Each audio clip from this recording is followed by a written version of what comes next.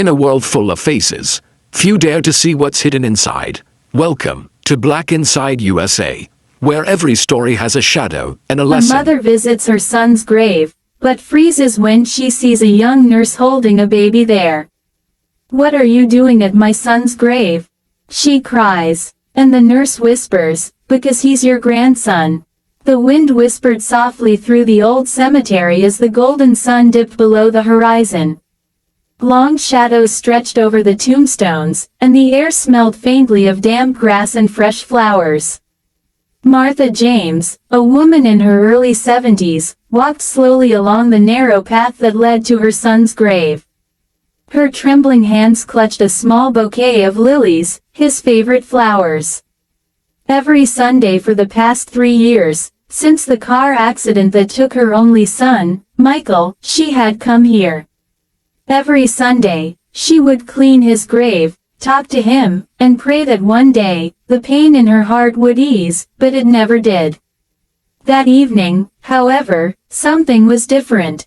As Martha approached the familiar spot beneath the old oak tree, she saw someone standing there, a young woman in a nurse's uniform, holding a baby wrapped in a red blanket. Martha's steps slowed, her heart began to pound. She had never seen this woman before. The woman seemed deep in thought, gently rocking the child while looking at Michael's headstone. Martha's voice trembled as she spoke. "Excuse me, what are you doing here?" The young woman turned quickly, startled. Her eyes widened with surprise, but she said nothing at first. Martha's tone sharpened, her grief mixing with confusion and anger. "What are you doing at my son's grave?" she demanded. The young woman blinked, her lips quivering. I'm sorry," she said softly. "I didn't mean to intrude." But Martha's heart was already racing. "Do you even know who's buried here?" she asked, pointing to the headstone. "This is my son, Michael James. He died 3 years ago. Why are you standing here with that baby?" The young woman looked down at the child in her arms. Tears welled in her eyes. "I know who he was," she whispered. "Michael was very special to me." Martha froze. Her mind couldn't process the words. "What did you just say?" The woman took a shaky breath. "My name is Emma. I used to work at St. George Hospital. I was one of the nurses in the emergency department when your son was brought in after the accident." Martha's lips parted slightly, her anger faltering. "You were there?" Emma nodded. "Yes, ma'am. I was the nurse assigned to his care that night. I held his hand when he was slipping away." Her voice broke. "He kept saying your name." Tears filled Martha's eyes instantly. She pressed her trembling fingers to her lips. He said my name." Emma nodded again, her own tears falling. "He kept whispering, 'Tell my mom I love her. Tell her I'm sorry.' But before I could even ask what he meant, he was gone." The silence that followed was heavy, only the soft cries of the baby broke it. Martha stepped closer, her anger melting into sorrow. "Why didn't anyone tell me this before?" Emma shook her head. "I wanted to, but I didn't know how. I left the hospital soon after. There were things I couldn't handle anymore." Martha took a slow breath, trying to steady herself.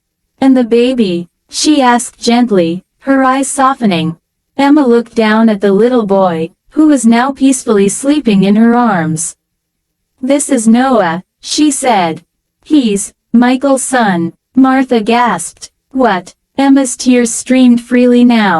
"Michael and I met months before the accident. He came to the hospital often to visit his father. He was sick at that time. Michael and I talked, and over time, we fell in love." She paused, her voice trembling. "I never told him I was pregnant. I found out just a week before the accident." Martha felt her knees weaken. She reached for the nearest gravestone to steady herself. "You mean to say, I have a grandson?" Emma nodded. "Yes. He was born 6 months after Michael passed away. I named him Noah because Michael once told me he loved that name. He said it meant peace after the storm. Martha stared at the baby, her heart aching and overflowing at the same time. She slowly took a few steps forward. "May I hold him?" Emma hesitated for a second, then nodded. She gently placed the baby into Martha's waiting arms. The moment Martha held the child, tears rolled down her face uncontrollably. She could feel her son's presence in this little boy, the same soft hair, the same gentle face. "Oh, Michael," she whispered, clutching the baby close. "You left a piece of yourself behind." Emma wiped her eyes. "I didn't mean to come here without telling you. I've been coming quietly for months, just to let Noah see his father's resting place. I didn't want to upset you." Martha looked at her with kindness now, all anger gone. "You didn't upset me, dear. You brought me something I never thought I'd have again, a reason to live." In the weeks that followed, Martha invited Emma and little Noah to her home. What began as awkward visits turned into something warm and familiar. Martha would cook dinner while Emma told her stories about the hospital, about how Michael used to make everyone laugh even during hard times, and how he dreamed of buying a small farmhouse one day. Noah grew fast. His laughter filled the house that had been silent for too long. Every giggle, every small hand grabbing Martha's finger, felt like a healing balm on her broken heart. Sometimes, Martha would sit by Michael's old photographs and whisper, "You'd be so proud of them, my boy." But one rainy afternoon, Emma showed up at Martha's house with tears streaming down her face. "I got a job offer in another city," she said quietly. "It's a good hospital, and it would help me provide a better life for Noah. But I don't know if I can leave you." Martha's heart sank. She had just begun to feel alive again. She reached out and took Emma's hands. "My dear, if this is what's best for Noah, you must go. I'll always be here, and this house will always be your home." Emma sobbed softly. "You're like the mother I never had." Martha smiled sadly. "And you're the daughter I always wished for." A year passed. The seasons changed, and the cemetery looked different now, brighter somehow. Flowers bloomed where the grass once seemed dull. Martha visited Michael's grave every Sunday, as always. But now, she was never alone. Emma and little Noah would meet her there. Noah, now a playful toddler, would run around the graves, giggling as he placed tiny flowers near his father's headstone. One Sunday, Martha brought with her a small wooden bench. She placed it near the grave and said, smiling, "This way, we can all sit together, 3 generations united." Emma smiled through tears. Michael would have loved that. As they sat together, watching the sunset, Martha felt a sense of peace she hadn't felt in years. She whispered softly, "Michael, my dear boy, your love didn't end here. It lives on in them. In Noah's smile, in Emma's heart, and in this bond we've built." A soft breeze rustled through the trees, and for a brief moment, Martha felt something warm, as if someone invisible was standing beside her, comforting her. She smiled, looking up at the glowing sky. "Thank you," she whispered, "for giving me back my family." Epilogue. The Promise. Years later, Noah grew into a bright young man with his father's eyes and his grandmother's wisdom. Every year, on the anniversary of Michael's passing, he would visit the grave with his mother and grandmother, placing lilies just like Martha used to. One day, when Martha had grown too old to walk, Noah carried her to the grave in her wheelchair.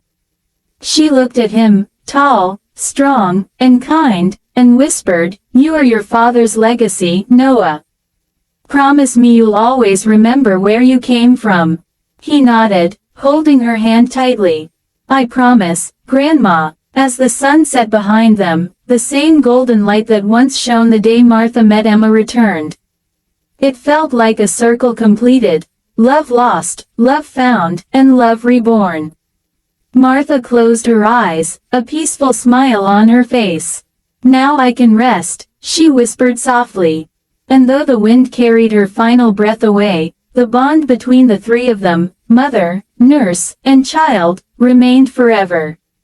Love never truly dies. Even through loss, pain, and years of silence, love finds its way back, sometimes in the smallest hands and the most unexpected hearts. Thanks for watching Black Inside USA, where every ending starts a new story. Don't forget to like, share, and subscribe, because the next story might just change your mind.